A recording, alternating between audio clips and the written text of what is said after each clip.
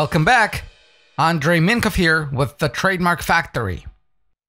In this video, you'll learn what cannot be protected as trademarks. As I explained in the previous videos of the series, and make sure you watch them first, the function of trademarks is to distinguish products and services of one business from identical or similar products or services of another business. What this means is that trademarks are not designed to grant their owners monopoly over the products or services themselves. This means three things. You can't claim the generic name for your product to be your trademark. You can't register trademarks that describe important characteristics of your products and services.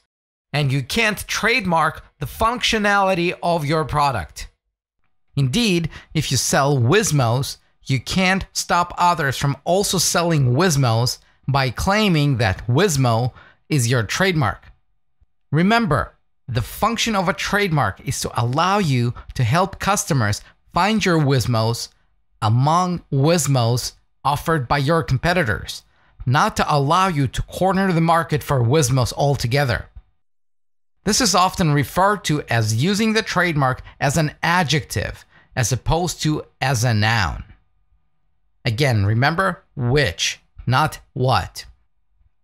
You should also make sure that your once original trademark does not become generic, in which case it will stop functioning as a trademark. This was the case, or almost the case, with aspirin, Kleenex, Xerox, Thermos, Jacuzzi, Linoleum, and several others. This is where you should be very careful about your marketing strategy. From the marketing perspective, nothing can be better than millions of customers using your brand name as in, I need a Kleenex, or let me Google that for you.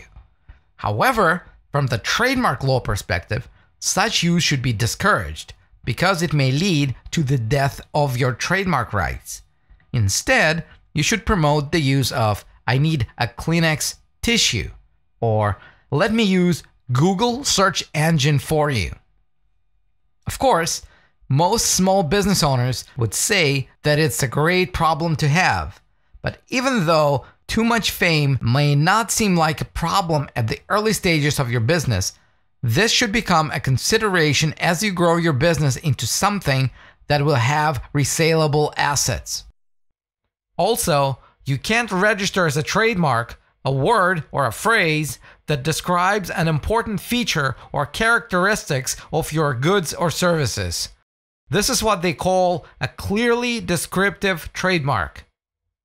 For example, you can't trademark color for printers, or safe for cars, or juicy for apples, or sweet for ice cream, or perfectly clean for dry cleaning services. All good apples could be described as juicy, and all ice cream as sweet. These are natural characteristics of the products.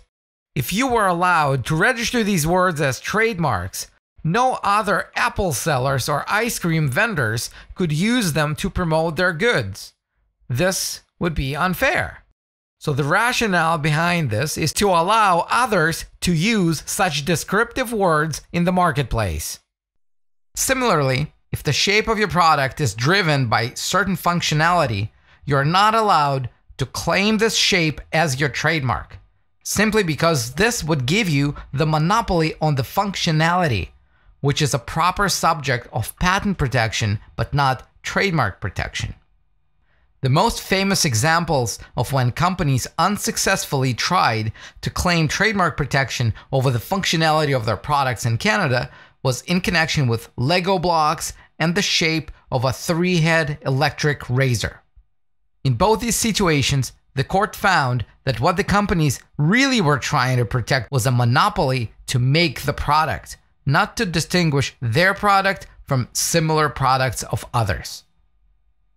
In the next video, you'll learn more about limitations of trademarks. You will learn that trademarks don't give an absolute monopoly over words and images. But for now, if you have any questions regarding trademarks, copyright, or other intellectual property issues, you know where to find me.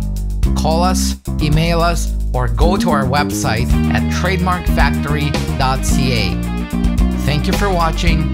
Talk to you soon.